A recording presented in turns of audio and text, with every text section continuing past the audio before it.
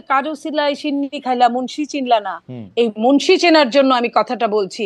দিন যত যাবে তত আরো ক্লিয়ার হবে যে মুন্সিটাকে কারো সিলাই সিন্নিটা হয়েছিল। হুম আমি ওই সিন্নির কথাই বলতে চাচ্ছি আপনি একটু যে আমাদের পরিষ্কার এইখানে করে বলেন কারো সিলাই বিএনপি সিন্নি আগেও হয়েছিল ছিল আপা কারো সিলাই সিন্নি হয়েছিল সবার। মুন্সিকে শোন- যখন ডক্টর ইউনূসকে মামলা মুক্ত করে তখন ওনারা হচ্ছে প্রভাবযুক্ত যখন আপনাদেরকে ছেড়ে দেয় তখন হচ্ছে প্রভাব মুক্ত তাই তো যে আমরা দেখেছি যে জনাব তারেক রহমানের সকল মামলা তুলে নেওয়া হয়েছে এবং ইন এবসেন্সিয়া আমরা দেখেছি যে এই মেয়র ইশরাকের কথা বলা হয়েছে আমরা দেখেছি এই সরকার ইভেন ডক্টর ইউনূস ক্ষমতা নেওয়ার আগেই বেগম জিয়ার সকল মামলা তুলে নেওয়া হয়েছে সেটি যৌক্তিক বা অযৌক্তিক সেই জায়গায় আমি আসতেছি না আমার কথা হচ্ছে যে এত সব কিছু থাকা সত্ত্বেও সব জায়গায় আপনাদের ফেভারেবল সব মানে প্রশাসন পুলিশ বিচারালয় সবকিছু আপনাদের ফেভারে থাকা সত্ত্বেও আপনারা কেন মনে করতেছেন না যে এই এখন একটা লেভেল প্লেইং ফিল্ড হয়েছে আপনারা কেন এরকম মনে করতেছেন যে এই যে আপনাদের বক্তব্য আপনি বলতেছেন জনাব তারেক রহমানের বক্তব্য ছাড়া কারো বক্তব্য তো শোনা যাবে না আমি একটু নিউ ইয়র্ক টাইমসের প্রসঙ্গে আমি একটা আসতে চাই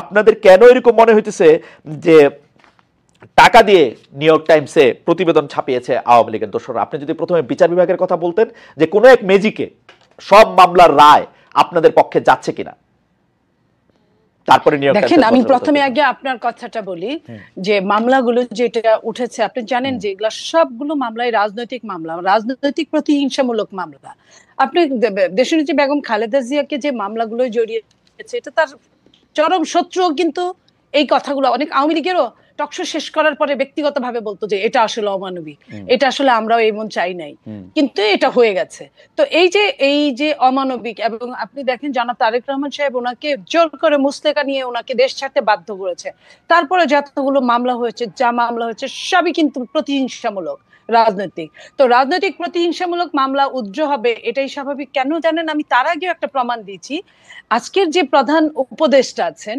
ওনার মামলাগুলো কিন্তু তারও আগে সবগুলো হাওয়া হয়ে গেছে যেভাবে শেখ হাসিনা ক্ষমতায় আসার পরে আপনি জানেন যে ১/১১ পরে দেশনেত্রী বেগম খালেদা জিয়ার উপরে ১/১১ প্রয়োগ করা সত্ত্বেও তাকে কিন্তু মামলা দিতে পারে নাই তৎকালীন অনির্বাচিত সরকার কারণ এই মামলাটাও যে মামলাটা জিয়া আরফানেজ নিয়ে হয়েছিল সেটাও কিন্তু তারা চার্জশিট দিতে পারে নাই বিধায় খারিজ হয়ে গিয়েছিল মামলাটা কারণ কোনো তথ্য উপাত্ত কিছুই ছিল না এটা আবার পরবর্তীতে আওয়ামী লীগ ক্ষমতায় আসার পরে আওয়ামী লীগ এটা ব্যক্তি কুন্দলে ব্যক্তি আক্রোশে এই কাজগুলো করেছে তো এই জায়গায় যদি আপনি তো আইন প্রণয়ন করেছেন এক সময় আমি আপনার একটা ছোট্ট জিনিস বলি যদি আপনি রাজনৈতিক মামলা বা কি কারণে মামলা উঠেছে আমি জনাব তারেক রহমানের মামলার কথাই ধরি ওই মামলাটা আসলে কি কারণে হয়েছে 21শে আগস্টে গ্রেনেড হামলায় তার সাথে সংশ্লিষ্টতা ছিল কি ছিল না কোন একটা দুর্নীতির সঙ্গে তার সাথে সংশ্লিষ্টতা ছিল কি ছিল না সেই মামলাটা যদি আপনার তুলতেও হয় আপনার পেপার বুক পড়তে একটা সময় লাগবে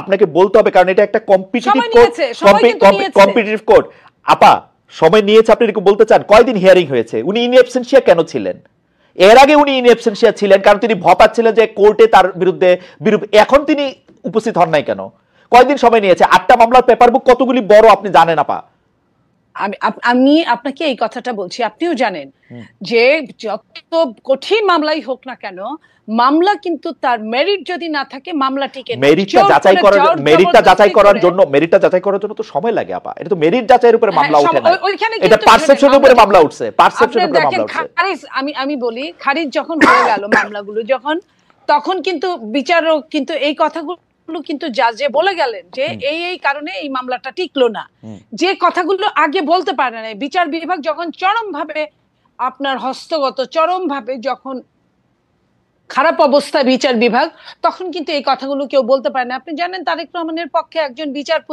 বিচারক যখন তার পক্ষে রায় দিয়েছিল তাকে কিভাবে দেশ ছেড়ে পালিয়ে যেতে হয়েছিল তাকে কিভাবে তার স্ত্রী তার সন্তানদের কিভাবে কত কষ্ট করে তার স্ত্রীকে মারা যেতে হয়েছে তো এই যে কষ্টগুলো এটা দেখে কিন্তু পরবর্তী জাজরা কিন্তু অ্যালার্ট হয়ে গেছে তারা কেউ খুব বুদ্ধিমান যারা তারা বিব্রত বোধ করেছে বাকিরা কিন্তু জোর করে তারা প্রমোশন নেওয়ার জন্য বা পরবর্তীতে অনেক কিছু ফ্যাসিলিটিস নেওয়ার জন্য আপনি দেখেন প্রধান বিচারপতি উনি কি করেছিলেন উনি নিজেও অনেক সুবিধা নিয়েছিলেন তৎকালীন তো এই যে এই কারণগুলোর জন্য যে এই মামলাগুলো যে মেরিটে টিকবে না এটা আপনিও জানেন কিন্তু তারপরেও কিন্তু সময় নিয়ে 4-5 মাসে কিন্তু মাত্র কয়েকদিন আগে তারেক রহমান সাহেবের সবগুলো মামলা থেকে উনি মুক্ত হলেন মাত্র কয়েকদিন আগে, এই 7 মাস যাবত। কিন্তু আপনার কাছে মনে হয় যে বিচার বিভাগকে ঠিক প্রভাবিত করা যায় না, এটা আপনি বলতেছেন তাই না? না, প্রভাবিত তো একটা সময় করা গিয়েছে। না না না, এই সময় না না, শেখ হাসিনা সরকারের কথা আমরা বলতেছি না, শেখ হাসিনা সরকারের কথা আমি এই সময়টা অন্য কোনো কথাই যাব না।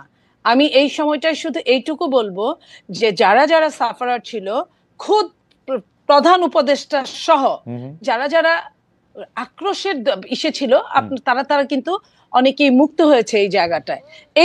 তার মানে যে সম্পূর্ণ প্রভাব মুক্ত বিচার বিভাগ, এটা তার মানে হচ্ছে যে যখন ডক্টর ইউনূসকে মামলা মুক্ত করে তখন ওনারা হচ্ছে প্রভাবযুক্ত, যখন আপনাদেরকে ছেড়ে দেয় তখন হচ্ছে প্রভাব মুক্ত, তাই তো? নো, আমি বলেছি উনারটা যখন হয়েছে একই ক্রাইটেরিয়ার মধ্যে যদি আরগুলা পড়ে বা তার চেয়ে হালকা ক্রাইটেরিয়া যদি পড়ে, তাহলে কিন্তু অটো ওগুলো কিন্তু বানচাল হয়ে যাওয়ার কথা। আমি এই কথাটাই বলেছি। ওকে, ঠিক আছে। আমি তার মানে বলি নাই যে প্রভাব মুক্ত হলে কিন্তু উনারও সময় নিত, উনারও মিনিমাম 7 মাস সময় নিত, উনার কিন্তু 7 মাস সময় নেয় নাই খালেদ ভাই, এটা আপনি একটু খেয়াল করেন। আমি একটু জাবিনের কয়েকটা প্রশ্নের উত্তর দিতে চাই, আপনি যদি একটু সময় দেন। সেটা হলো, জাবিন প্রথমেই বলছে যে তারা ফেসিবাদের জন্য, বিলোপের জন্য মাঠে নেমেছিল, যদিও আপনি প্রতিবাদ করেছেন।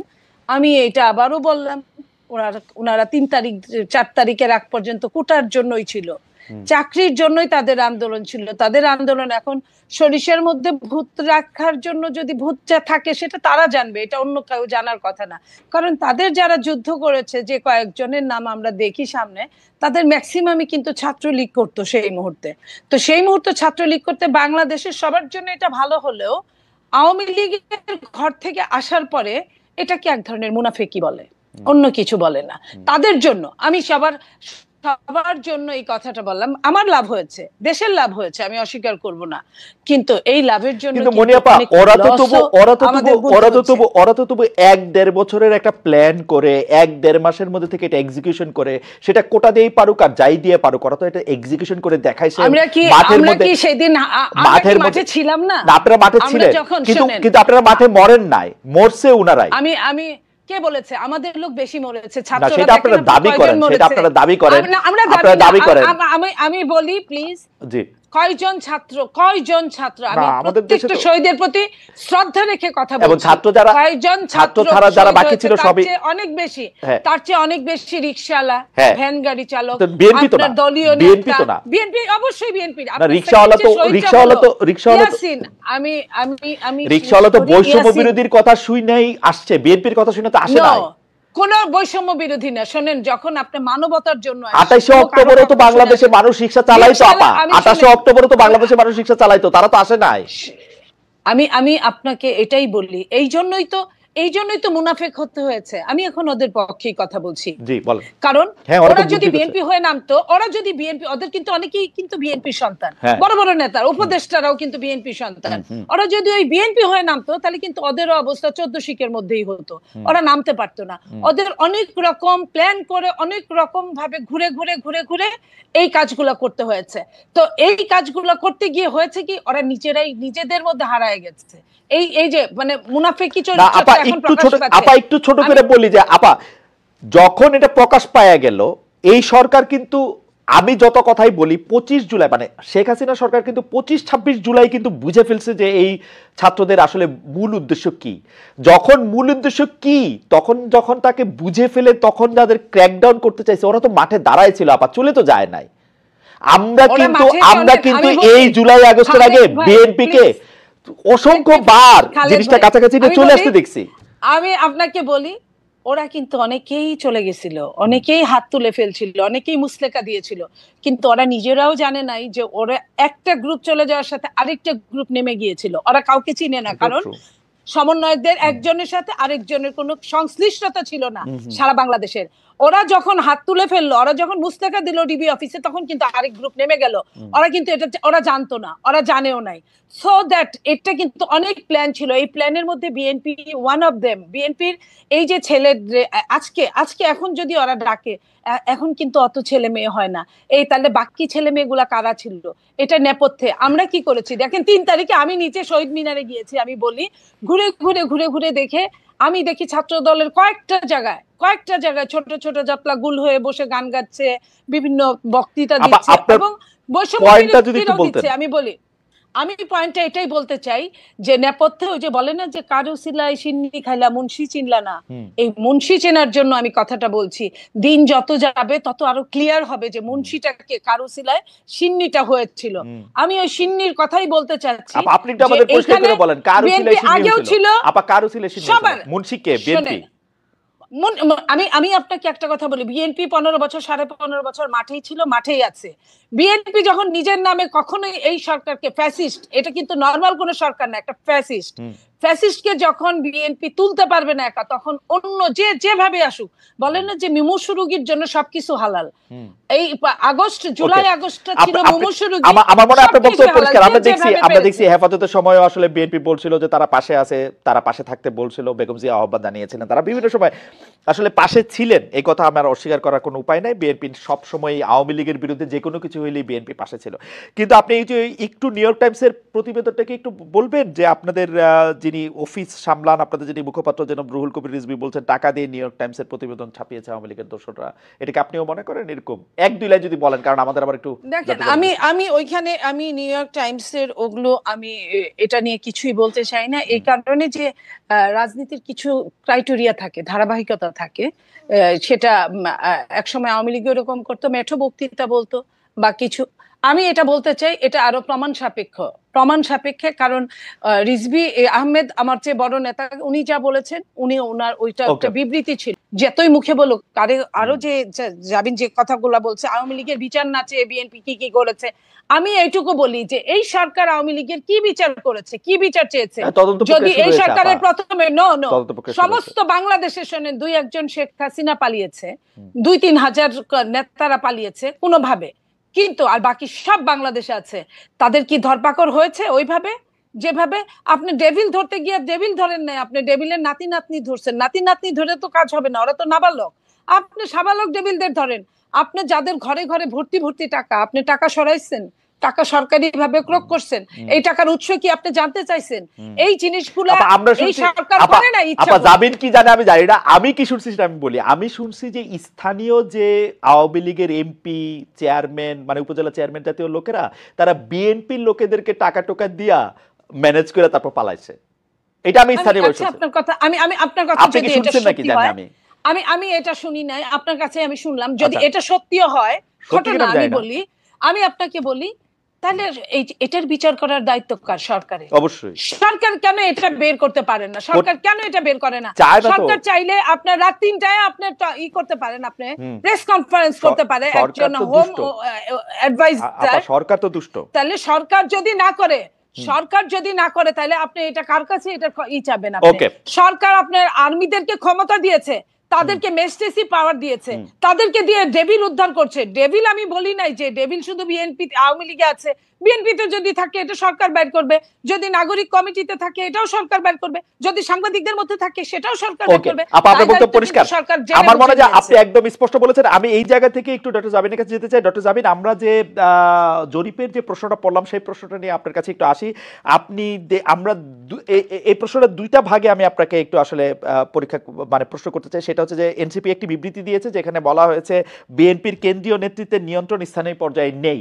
আমরা প্রশ্নটি এমনভাবে করতে চাই যে একই বিষয় কি এনসিপির জন্য সত্য না? এনসিপির কি সব জায়গায় নিয়ন্ত্রণ আছে?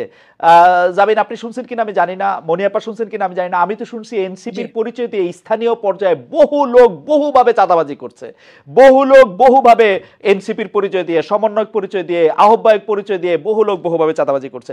এইটা আপনি এটাকে কিভাবে দেখেন? আর বিএনপির বিএনপির কি প্রবলেম সেটা নিয়ে এনসিপির বিবৃতি দেওয়ার কারণ কি? মানে এইটা এটা এটা এটা এইটা আপনি কি আসলে কিভাবে দেখেন? আসলে বিএনপির কারো দ্বারা যদি কেউ আক্রান্ত হয় সে আইনের ব্যবস্থা নিতে পারে। আপনারা একটি রাজনৈতিক দল হয়ে আরেকটি রাজনৈতিক দলের কোথায় নিয়ন্ত্রণ আছে কোথায় নিয়ন্ত্রণ নাই সেটি বলার কারণ কি আসলে? কিছুদিন আগে প্রথম আলোর একটা জরিপ আমি একটু দৃষ্টি আকর্ষণ করতে চাই, যেখানে 7ই আগস্ট 2024 থেকে 31শে মার্চ 2025 পর্যন্ত একটা রিপোর্ট প্রকাশিত হয়েছিল বিএনপি এবং তার সহযোগী অঙ্গ সংগঠনের অপরাধের একটা তালিকা, যেখানে আর্থিক এবং মৌখিক সহিংসতা মানে হুমকি, চাঁদাবাজি, এটা ছিল 372টা, এবং শারীরিক সহিংসতার রেকর্ড ছিল মানে মারামারি, সংঘর্ষ, সেটা ছিল 488টা, এবং মৃত্যু 70টা। এবং এছাড়াও আপনারা জানেন যে হাতিয়ায় আমাদের হান্নান মাসুদের উপর সংঘর্ষ হয়েছে, হামলা হয়েছে। এবং প্রত্যেকটা জায়গায় আপনি যে বললেন এনসিপির অসংখ্য প্রতিনিধি করছে, আমাদের কিন্তু এনসিপির একটা আহ্বায়ক কমিটি ছাড়া আর কোনো জায়গায়, আমাদের নাগরিক কমিটির বিভিন্ন কমিটি ছিল, কিন্তু এনসিপির কোনো জায়গায় এখনো কোনো প্রতিনিধি দেওয়া হয় নাই বা কমিটি দেওয়া হয় নাই। তো যারা অপরাধ করছেন বা যারা এই নাম ভাঙিয়ে, সমন্বয়ক নাম ভাঙিয়ে বা এখানকার আহ্বায়ক নাম ভাঙিয়ে যারা চাঁদাবাজি করছেন, তাদের কিন্তু গ্রেফতারও হচ্ছেন এবং তাদেরকে কিন্তু আইনের আওতায় আনা হচ্ছে। আরেকটা যেটা, এবং এই যে আপনার জনাব সার্জিস আলম, আপনাদের একজন নেতা, উনি যে 155টা গাড়ি নিয়ে ওখানে গেছেন, তার আগে হান্নান মাসুদও গাড়ি নিয়ে গেছেন, সেটাতে চাঁদাবাজি করছেন, সেটা অনেকেই বলতেছেন। আপনারা কি এটা তদন্ত করছেন? আপনারা তো এটা বিবৃতি পর্যন্ত দেন নাই। আমরা একটা চিঠি দেখছি ফেসবুকে, আপনাদেরই আরেকজন তাকে একটা প্রশ্ন করেছেন, মনে হচ্ছে যে এটা ছেলে খেলা। একটা লোক 155টা গাড়ি নিয়ে শোডাউন করতেছে, পরে আবার ব্যাখ্যা দিচ্ছে যে এটা তার দাদার টাকা, বাবার টাকা। আপনারা এটা কিছু বলতেছেন না, কোন রকম তদন্ত করতেছেন না। আপনারা বলতেছেন যে আমরা খালেদ ভাই, গত এই ঈদের আগে এই সার্জিসের ব্যাপারটা নিয়ে মনে হয় আমরা যে কয়টা গণমাধ্যমের সাথে কথা বলেছি, টকশোতে গিয়েছি, প্রতিনিয়ত এটা নিয়ে কথা বলেছি, এবং এটার প্রশ্ন জবাবদিহি আনুষ্ঠানিক বিবৃতি দিয়েছেন, এনসিপি আনুষ্ঠানিক বিবৃতি দিয়েছে। আমাকে শেষ করতে দেন, আমাকে একটু শেষ করতে দেন। যেখানে যে মানে আমাদের তো শুধু একজন তারেক রহমান নাই যে যিনি কথা বললে ওই কথাটাই মানে বেদবাক্য হবে।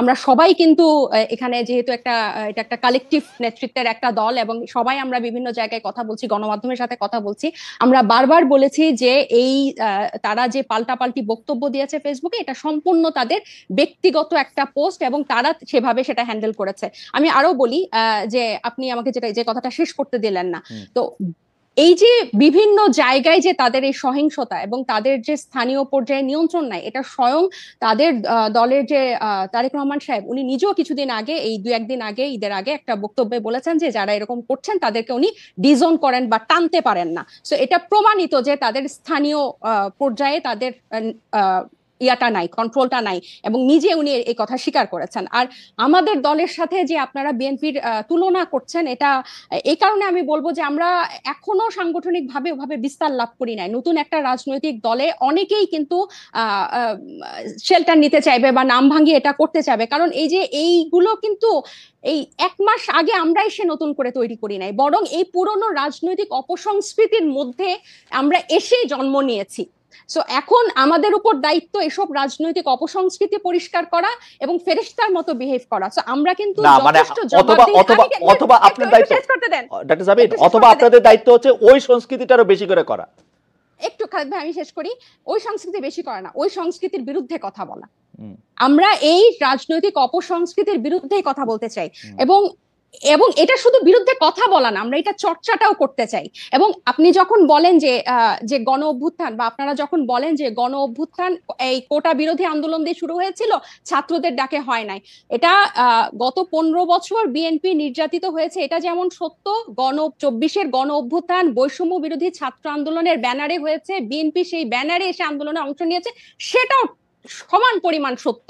এখানে এটা অস্বীকার করে কোনো উপায় নাই। ঠিক একইভাবে গণ অভ্যুত্থানের যেভাবে সবাই হকদার, এই রাজনৈতিক অপসংস্কৃতি দূর করার দায়িত্ব 1 মাস আগে জন্ম নেওয়া একটা দলের যেরকম দায়িত্ব, 47 বছর আগে জন্ম নেওয়া একটা দলের দায়িত্ব। আমরা শুধু একটা বিবৃতি দেই নাই দেখে আপনি আমাদেরকে প্রশ্ন করতে পারেন, কিন্তু একটা বিবৃতি না। আপনার কথা শেষ হইলে আমি একটু বলি, মানে এটা কথা শেষ হইলে আপনি একটু বলি। আপনি তো বলে যাচ্ছেন, এত সুন্দর চমৎকার কথা বলেন আপনি, আপনাকে শুনতে খুব ভালো লাগতেছে, কিন্তু আপনি যদি আমাকে একটু সময় দিতেন। জি বলেন। আপনি বলতেছেন একটা বিবৃতির কথা। আপনি একটু খেয়াল করে দেখেন, আপনারা 5 স্টার হোটেলে ইফতারি কোথায় করলেন, কে আপনাদের চাঁদা দিল, সেই বিবৃতি সেটা আপনারা বিবৃতিতে জানান নাই। আপনারা রূপায়ণটার মধ্যে 2টা বিল্ডিং ভাড়া করে কেমনে থাকতেছেন, আপনারা এই 8 মাসে আপনারা এটা জবাব দিতে পারেন নাই।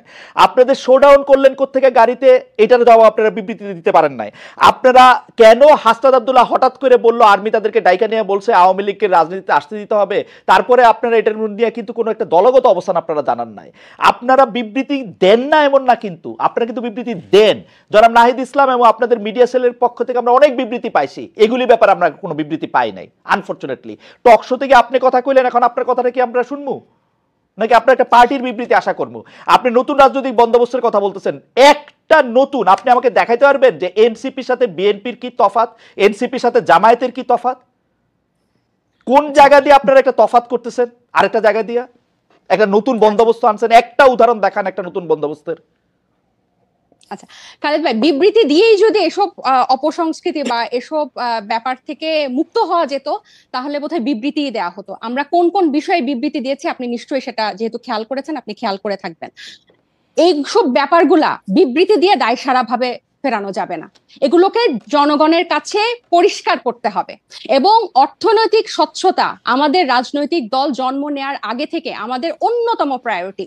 শুধু বাংলাদেশে কোন রাজনৈতিক দলের এই গত 53 বছরের রাজনৈতিক সংস্কৃতিতে অর্থনৈতিক স্বচ্ছতা কখনো কোনো রাজনৈতিক দল দেখায় না। এবং আমরা জন্ম নেওয়ার আগে থেকেই এই আলোচনা, আপনি যে 8 মাস বললেন, জন্ম নিয়েছে 1 মাস আগে, এর আগে থেকে আমরা যখন এই প্রক্রিয়ার মধ্যে ছিলাম এটা ছিল আমাদের অন্যতম প্রায়োরিটি। আপনার একটা জিনিস, একজন ব্যক্তি একটা রাজনৈতিক দলের একজন দুজন কিছু করবে সেটাকে ডিফেন্ড করে একটা বিবৃতি দিয়ে কিন্তু ব্যাপারটা থেকে দায়সারা হওয়া যাবে না। বরং আমাদের হোমওয়ার্কটা হচ্ছে, আমাদের কর্মযজ্ঞটা হচ্ছে এই জিনিসটা কিভাবে স্বচ্ছভাবে মানুষের কাছে পরিষ্কার করা যায়, যাতে এটাই হচ্ছে আমাদের বিএনপি এবং জামাতের থেকে আমাদের পার্থক্য। বিএনপি এবং এই যেসব রাজনৈতিক দল স্টাবলিশ ছিল তারা কি শোডাউনের রাজনীতি করে নাই? তারা কি পেশি শক্তি দেখায় নাই? তারা কি আর্থিক প্রভাব প্রতিপত্তি দেখায় নাই বিভিন্ন জেলায়? এটা তো আপনি অনেক অভিজ্ঞ, আপনি অনেক বছরের আপনার অভিজ্ঞতার। আমি বলি, আমাকে শেষ করতে দেন যে এখন এটা থেকে আমরা ডিফারেন্ট কিভাবে হব, যে এগুলোকে আমাদেরকে চেক করতে হবে। বিবৃতি দিয়ে কিন্তু এখান থেকে দায়সারা ভাবে আমরা মুক্তি পেতে পারবো না, এগুলোকে আমাদের অ্যাড্রেস করতে হবে, এগুলোকে ফ্লেক্সিবল করতে হবে কিভাবে জনগণের কাছে পৌঁছানো যায়। এবং এই ইফতারের কথা এবং রূপায়ণ টাওয়ারের অর্থের কথা আমরা বারবার বলেছি, সেটা টকশো অন্যতম মাধ্যম বাংলাদেশের। পরিষ্কার বিবৃতি দিতে কি অসুবিধা? বিবৃতি দিতে কি অসুবিধা আপনাদের? বিবৃতি দিতে কি অসুবিধা? ভাই এটা না, কোনো অসুবিধা নাই, কারণ আমরা মনে করেছি, মানে এটা লিখিত কোনো কথা বলছেন না কেন যে নাহিদ ইসলাম স্বাক্ষরিত একটি বিবৃতি এরকম যে আমরা রূপায়ণ টাওয়ারের টাকাটা অমুক জায়গা থেকে পাই, একটু বলতে অসুবিধা কোথায়? আপনি কি মনে করেন যে বাংলাদেশের যে দমন পীড়নের কালচার এই বিগত দশকগুলাতে ছিল, আপনাদের টাকা দিলে তারা দমন পীড়নের সম্মুখীন হবে?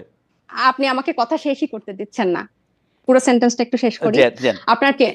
আপনার কি মনে হয় যে দমন পীড়নের সংস্কৃতি বাংলাদেশের রাজনীতিতে ছিল, আপনি একটা রাজনৈতিক দলকে কারা অর্থ দিল, ডোনেশন দিল, সেটা প্রকাশ করার মতো পরিবেশ এই দেশে বিগত রাজনৈতিক দলগুলা সৃষ্টি করে রেখেছে? একটা সামান্য ফেসবুকে একটা কথা লিখলে সেখানে যেভাবে আমাদেরকে অ্যাটাক করা হয়, সেখানে আপনি মনে করেন যে আমরা আমাদেরকে ইনভেস্ট করে তার নাম প্রকাশ করব? আর শুধু কি একটা রাজনৈতিক দল, শুধু এনসিপি? আমার খুব আশা যে আপনি আপনার কথা নিজেও শুনতে পাবেন এক সময়। আমার মনে হয় যে আপনি নিজেও হয়তো শুনবেন যে আপনি আসলে কি বলতেছেন। এটা আমার একটা আশা। আপনি অন্যান্য রাজনৈতিক দলের যে মানে ডোনেশন, এটা কি এই মুহূর্তে আমরা বারবার বলতেছি যে আমরা যেভাবে ক্রাউড ফান্ডিং করব বা যেভাবে আমাদের ডোনেশন কালেক্ট করব, এটা স্পষ্ট একটা মাধ্যমে আমরা ট্রান্সপারেন্সির মাধ্যমে আপনি তো উন্নত দেশে থাকেন, ওখানে পলিটিক্যাল পার্টিগুলোতে কিভাবে মেইনটেইন হয়, সেখানে কিভাবে মেইনটেইন পরিষ্কার? আমরা কি এটা একটা অ্যাডপ্ট করতে পারি না? আপনি কি জানেন না যে জো বাইডেনের তখন পারবেন, এখন পারতেছেন না কেন? তখন পারবেন, এখন পারতেছেন না। মাত্র 1 মাস হয়েছে, শুরু থেকে এটা কইরা নিলেন না কেন? যেমন আমি পলিটিক্যাল পার্টি করলে আগে ঠিক করতাম যে তাজনুবা আমাকে 5 টাকা চাঁদা দিছে, সেটা আগে দেখাই দিতাম। এজন্য আপনি পলিটিক্যাল পার্টি করেন নাই, আমরা করেছি। আমাদের এই এবং আপনি বিএনপি আওয়ামী লীগের মতোই আরেকটা পলিটিক্যাল পার্টি করতেছেন। কি উত্তর আপনারা দিয়ে গেছেন? আমাদের উত্তরও আপনার রাজনৈতিক দল হিসেবে আমাদেরকে একটু ক্ষমা ঘেন্না করে মাইর কম দিয়ে আমাদের উত্তর একটু শুনে রাখেন। আমরা দেখতেছি, আমরা যারা আপনাদেরকে টাকা দিছে বলে আমরা সন্দেহ করি তারা গ্রেফতার হয় নাই, তাদের বিরুদ্ধে কোনো মামলা মোকদ্দমা কিছু হয় না, তারা সুখে শান্তিতে আসে। হচ্ছে আমাদের এইটাও আপনারা একটু শুইনা সহ্য করে নিজেদের মধ্যে আলোচনা করেন।